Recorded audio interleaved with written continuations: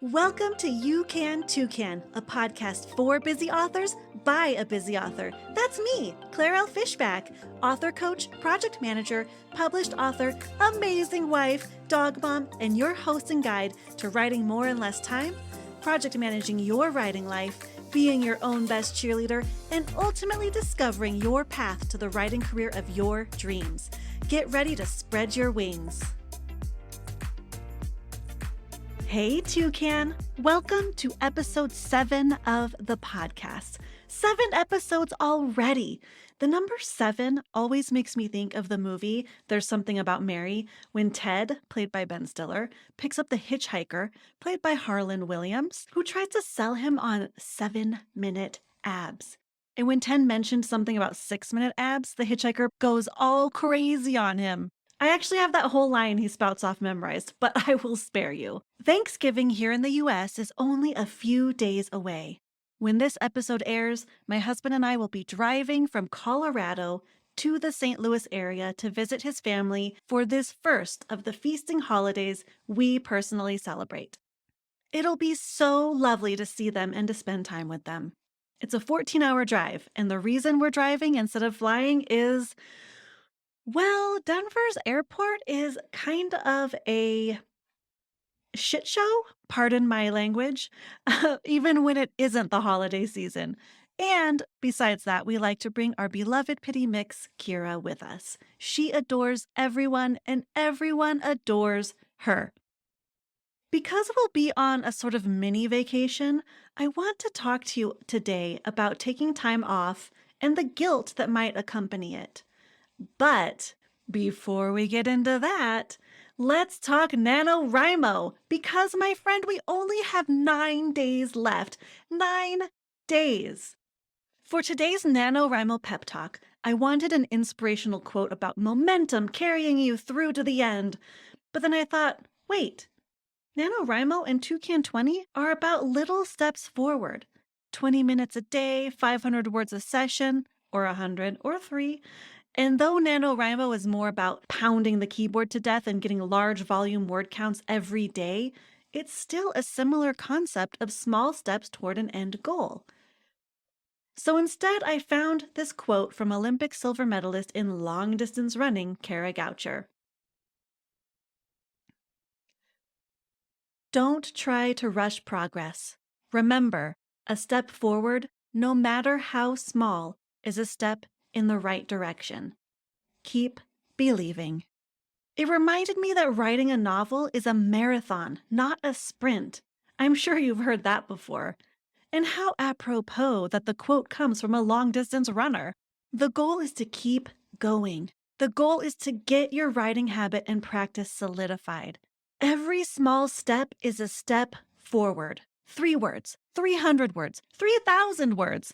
It doesn't matter how many words you add to your manuscript today and over the next 9 days. What matters is you are adding words to your manuscript. And as Confucius says, it does not matter how slowly you go as long as you do not stop.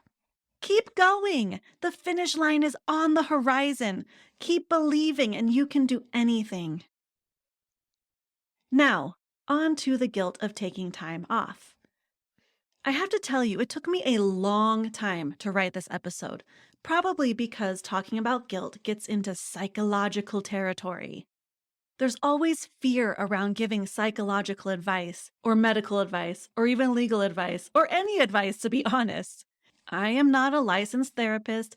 Everything I'll be talking about in this episode is from my own experience and the experience of one of my friends in dealing with guilt and should not be taken as medical advice. If you or a loved one are struggling, please be sure to seek help from a licensed professional.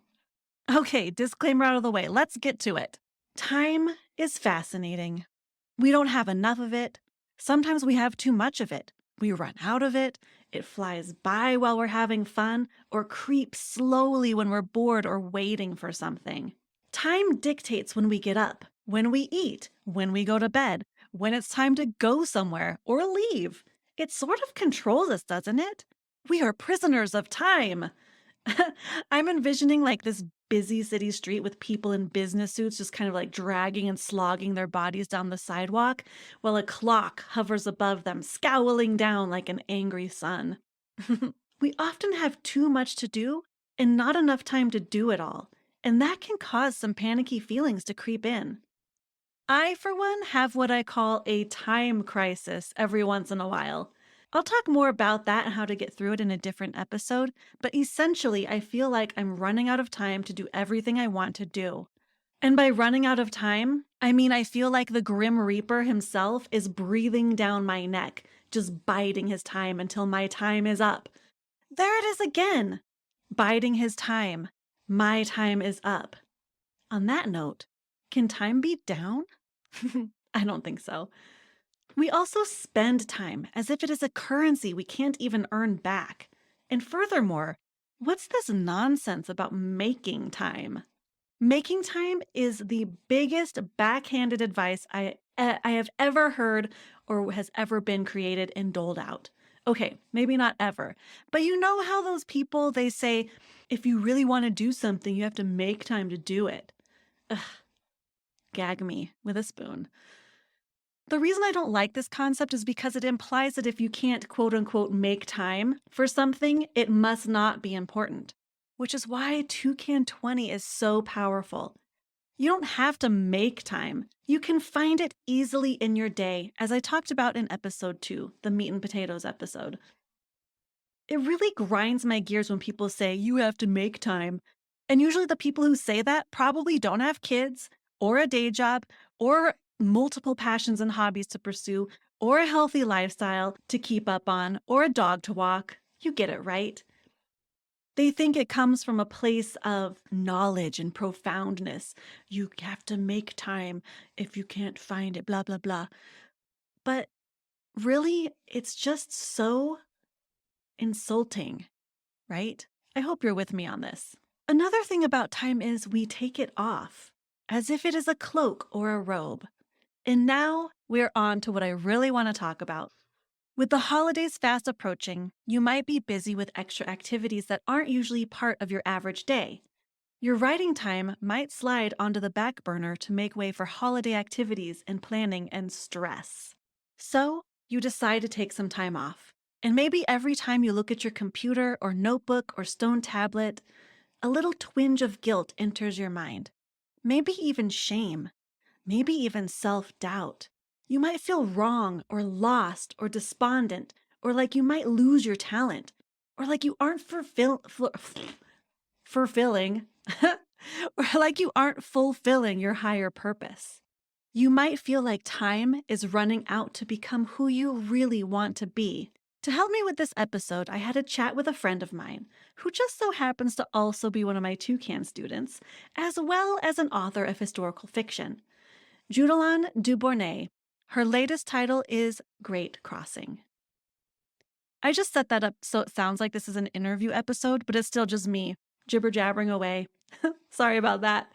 There is one section coming up, though, in which I will directly put in a clip from our discussion so you can hear Judalon's beautiful voice and her beautiful words, because she is just a wonderful person. So to start off my talk with Judalon, I asked her how she feels about taking time off from her writing. She told me she feels like her life sands are draining into the bottom of the hourglass and she needs to not take time off. Look at that! Another time example. The hourglass, the sands of time slipping away. But she also told me something else that's really interesting.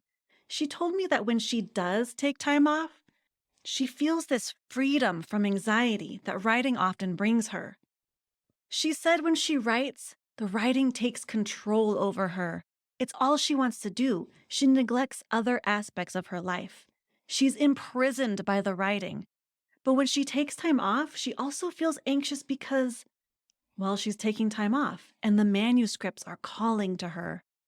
She spoke of the prisms of ourselves, how we have these different poles of obligations of want and need. Here's that clip I told you about. Her words, her voice. Having to get into all those different prisms of self and behavior that you're having to deal with. And I just got too mentally exhausted by it. So therefore, if you compartmentalize to the point where you can just ignore those little abandoned manuscript voices and cut yourself free, then you don't have the anxiety attached to them. However, just like any beloved child or pet or anything you love, it's always there. It's always niggling at you, saying, please, please come back to me. I, for one, can definitely relate to this. Anxiety while writing, anxiety while taking time off from writing, feeling the pull of the manuscripts, the control the writing takes over me. NaNoWriMo started while my husband and I were in Mexico City over Halloween. I wrote my first words on a brand new manuscript in our hotel room. While at breakfast, inspiration struck. I'm using Dabble currently to write during NaNoWriMo because it automatically updates my word count on the NaNoWriMo website. So I pulled out my phone and started writing at breakfast. My husband thought I was texting, so I had to explain, no, no, no, I'm writing. I had an idea. I had to write it down. I had to get the words out on the page because sometimes sentences will just come to me out of thin air. And if I don't write them down, I'll lose the magic of them. And I'll try to write it later, and the words will just not be quite right. So I had to write it down at breakfast. Now, luckily, my husband understands this. He's used to this kind of thing. We started dating in October 2006, like late October 2006, which means at the very beginning of our relationship, NaNoWriMo started. So he was there for me. He was always so supportive, like, you got to get your words in. Did you write today? Get your words in. So it's great to have that sort of support. So he knows that when I'm in first draft mode, this type of thing happens all the time. And if we're out somewhere together and I don't have my phone, because let's face it, I don't always bring my phone, especially if he's with me, because I don't want to carry it around. I have nightmares about having to carry too much stuff. It's ridiculous. So when we're out together and I don't have my phone and inspiration strikes, I use his phone to send myself a text message with what I wanted to write down. So back to this anxiety, though, because there's also a sort of freedom when you take time off from your writing, you know? Stick with me here. The freedom comes from no longer having this need to find time to write each day, or make time if you're that person.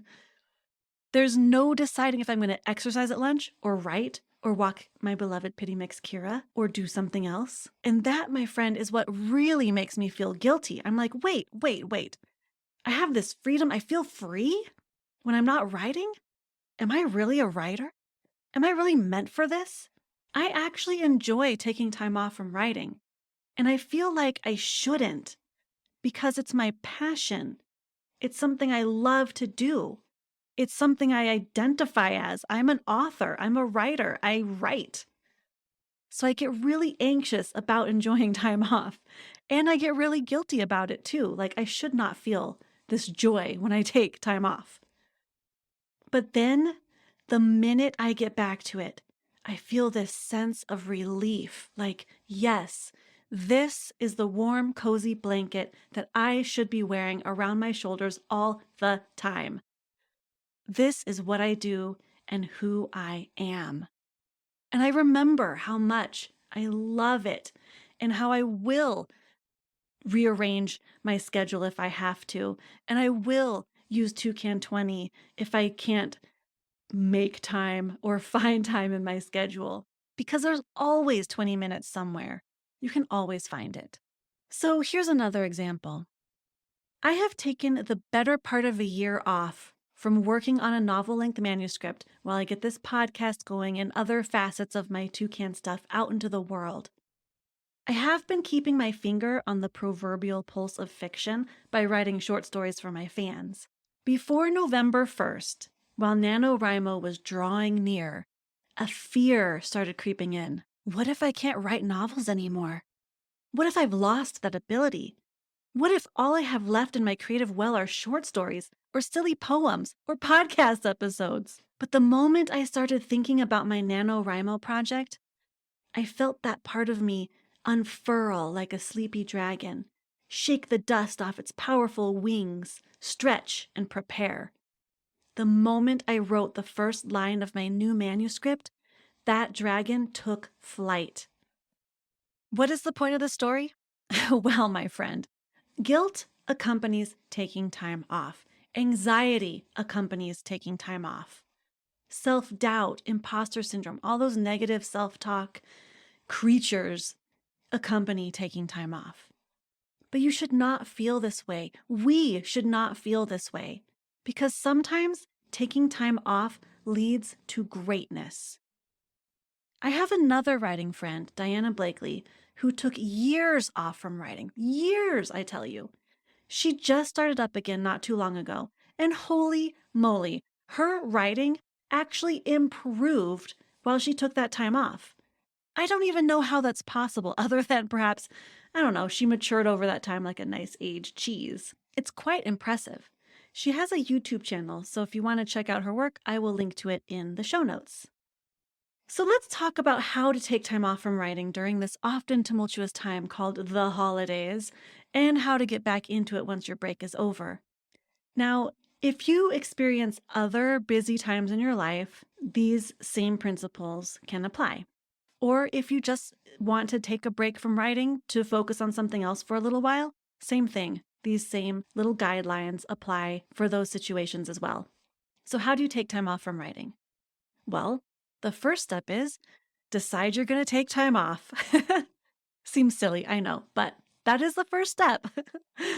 The second step is write down everything you know about your manuscript. What's gonna happen, what already happened, what could happen, all the little scenes you have in your mind that could make their way into the manuscript. Write everything down. Summarize what's happened, summarize what's gonna happen, everything you need to know about your characters up to this point, everything you want to know about your characters after this point. Just write as much down as you can. The more you write down, the better, because when you come back to it, you can get back into it quickly because you'll have all these notes to look back on, okay? Step 3, decide on a date you will get back to it, okay? That is probably the most important step in planning to take time off. On your first day off, if you feel any kind of guilt or shame or self-doubt or other negative feelings or thoughts creep in, recognize, oh, I have an accent, recognize those thoughts, see them, let them flow, then forgive yourself for having those thoughts. Like, honestly, say to yourself, I forgive myself for having these thoughts.